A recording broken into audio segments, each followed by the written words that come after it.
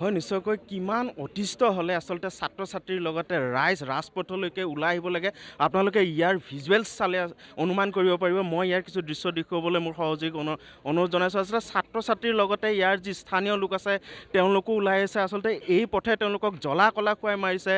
সেইবাবে তেওঁলোকে আজি ৰাজপথলৈকে আহিবলগীয়া হৈছে ইয়াতে বিভিন্ন ধৰণৰ কল কাৰখানা আছে আৰু কল কাৰখানাৰ যি বাহন এই গধুৰ বাহনসমূহ এই পথেৰে অহা যোৱা কৰে মই বৰ্তমান উপস্থিত আছোঁ দিছপুৰ সমষ্টিৰ অন্তৰ্গত যি ৩৭ নং ৰাষ্ট্ৰীয় ঘাইপথ আছে ৩৭ নং ৰাষ্ট্ৰীয় ঘাইপথৰ যি সংযোগী পাটৰকুচি পথ এই সংযোগী পাটৰকুচি পথছোৱাৰ যি দুৰৱস্থা ইয়াতে স্থানীয় লোক আছে মই তেওঁলোকৰ পৰা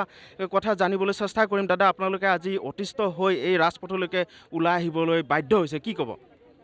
আচলতে আপুনি চাওক এই ৰাস্তাটো যিটো জৰাজীৰ্ণ অৱস্থা ইয়াত আজি পৃথিৱীত মানুহ যিমান দিনৰ পৰা বাস কৰিছে সিমান দিনৰ পৰাই এই ৰাস্তাটো আছে কিন্তু ৰাস্তাটো কোনো কাণসাৰ নাই পিডব্লিউডি ডিপাৰ্টমেণ্টৰ কোনো কাণসাৰ নাই আমাৰ মাননীয় যিজন বিধায়ক আছে অতুল বৰা ডাঙৰীয়া তেখেতেও হয়তো ৰাস্তাটোৰ বিষয়ে কোনো অৱগত নহয় তেখেতক হয়তো কোনো অৱগত কৰোৱা নাই ভোটৰ সময়ত নিশ্চয় ভোট বিচাৰি মানুহবিলাক আহে সেই সময়ত ৰাস্তা পদূলি তেওঁলোকে চিনি পায় কিন্তু আৰু তাৰপিছত ভোট শেষ হৈ গ'ল ইলেকশ্যন পাৰ হৈ গ'ল কিন্তু আমাক কোনো চিনাকি দিবলৈ নাহিলে কোনো ৰাস্তাৰ বিষয়ে চিন্তা কৰিবলৈ মানুহ নাহিলে আপোনালোকে চাওক এই কিমান সৰু সৰু ল'ৰা ছোৱালী আছে কিমান কণ কণ ল'ৰা ছোৱালী আছে LP স্কুল আছে নাৰ্ছিং কলেজ আছে আৰু হাইস্কুল MV স্কুল আছে বা এই অঞ্চলত কমেওতো 2000 মানুহ বাস কৰে সেই অঞ্চলত যদি ৰাস্তাটো ইমান এনেকুৱা জৰাজীৰ্ণ অৱস্থা হ'বলগীয়া হয় তেতিয়াহ'লে আপুনি অসম চৰকাৰে যিটো জয়গান গাইছে যিটো উন্নতিৰ জখলাত আগবাঢ়িছে কিন্তু আমি কিন্তু উন্নতি পোৱা নাই আমি উন্নতি দেখা নাই গতিকে আমি আপোনালোকৰ জৰিয়তে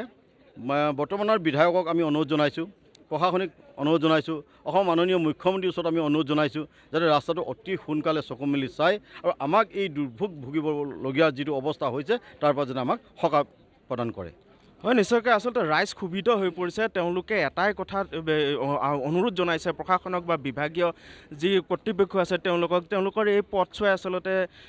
তাহানি দিনৰ পৰা আচলতে জ্বলা কলা খুৱাই আহিছে আচলতে বাৰিষা কি খৰালি তেনেকুৱা ধৰণৰ কোনো নহয় বাৰিষাত যদি তেওঁলোকে পানী বোকা একাঠু বোকাত ভুগিবলগীয়া আছে খৰালিত ধূলি বালি ইয়াতে ছাত্ৰ ছাত্ৰী আছে তেওঁলোকৰ পৰা মই কিছু কথা জানিবলৈ চেষ্টা কৰিম তোমালোকে এই পথৰ কাৰণে আজি প্ৰতিবাদ কৰিবলগীয়া হৈছে কি ক'বা হয় আমি প্ৰথম নমস্কাৰ গ্ৰহণ জনাইছোঁ আপোনাক এই পথটোৰ পৰা বহুত আমি অসুবিধাৰ সন্মুখীন হৈ আছে আমাৰ ইয়াৰ পৰা যিহেতু বৰষুণৰ দিনত বহুত বোকা হয় যাবলৈ ইয়াত অসুবিধা হয় যিহেতু আমি এতিয়া হোষ্টেলত থাকোঁ কিন্তু যিসকল ষ্টুডেণ্টে অহা যোৱা কৰে তেওঁলোকৰ বহুত ইউনিফৰ্ম লেতেৰা হয় তাৰপিছত এতিয়া যিটো শুকান দিনত ইমানেই ধূলি উৰে এখন যদি ট্ৰাক এফালি পাৰ হৈ যায় তেতিয়া মানে ইমান ধূলি আপুনি যদি যাতে চৰ্দি হ'বই আপোনাৰ মানে ইমান ধূলি উৰে আৰু যিহেতু আমি ইমাৰ্জেঞ্চি সেয়াও আমি ইয়াত পটককৈ নাপাওঁ কাৰণ ৰাস্তাটোৰ কাৰণে এনেকুৱা অৱস্থা হয় ইমাৰ্জেঞ্চি সেয়াও ইয়াত মানে আমি পাবলৈ অসুবিধাৰ সন্মুখীন হয় আৰু যিহেতু এইটো ৰাষ্ট্ৰীয় ঘাইপথৰ কাষৰ ৰাস্তাটো ভাল হ'ব লাগিছিলে কাৰণ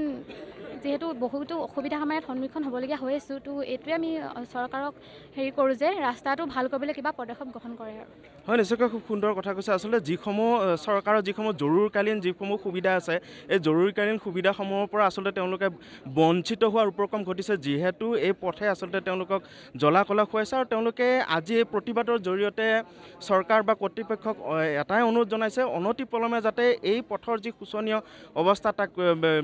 নিৰামূল কৰি আচলতে তেওঁলোকৰ কাৰণে এটা সুচল পথৰ ব্যৱস্থা কৰি দিয়ে